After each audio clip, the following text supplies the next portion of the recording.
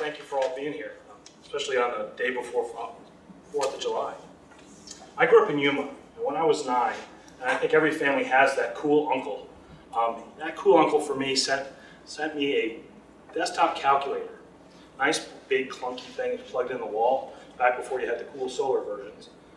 And there was a problem though that one of the buttons stuck, which means he wasn't really all that cool because he sent a broken calculator to his nephew.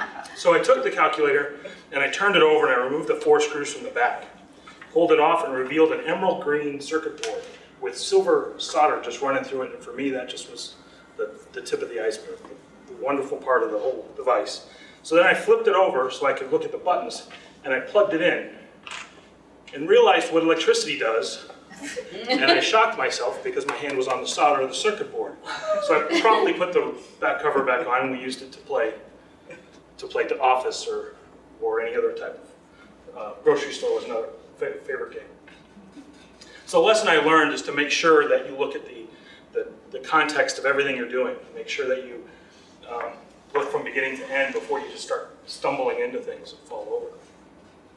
So I continued my career in fixing things, actually being successful at fixing things. And I worked for Xerox in Yuma as a copier technician.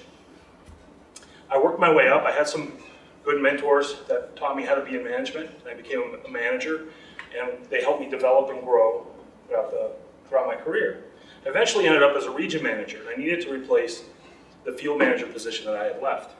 And I thought, this would be a great opportunity for me to continue my development and learn to develop somebody else. So I promoted John.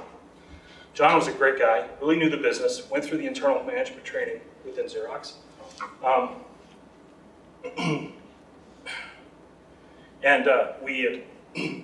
That first year was very tough. The targets we weren't hitting, we had a lot of pressure from our corporate office. So I worked with John to try to help coach him and keep him going down the right path. And I thought things were going well. Then the employee survey came out. It turns out we were allowing our pressure from our corporate office to get to our employees. And in particular, John's employees hated working for him. And what I found out in my investigation was that he was using the threat of discipline or termination in order to motivate people, which is the stick. And I knew that he had that tendency, and I had been working with him in order to overcome that tendency. And I thought things were fine, but the employee survey taught me very painfully that I was not close enough to the situation and that I was not providing enough inspection points to make sure that that wasn't happening. That what we were working on was actually improving.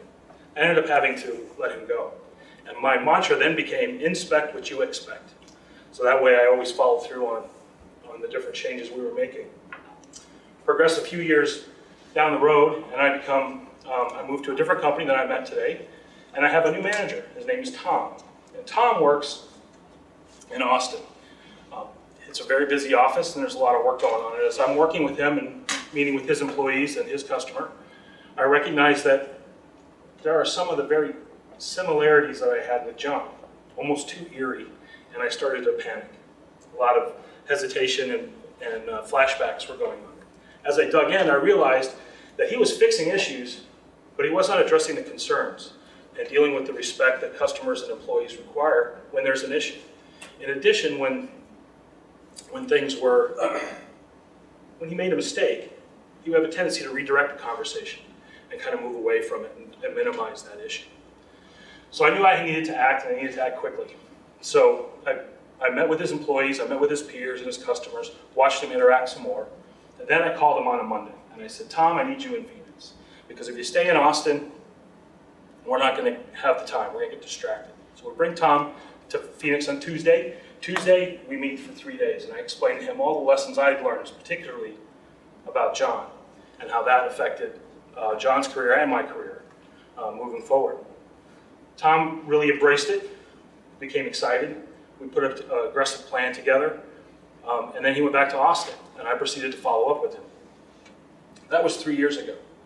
Today, Tom is a well-respected individual by his customer and his peers. His employee morale is the highest it's been.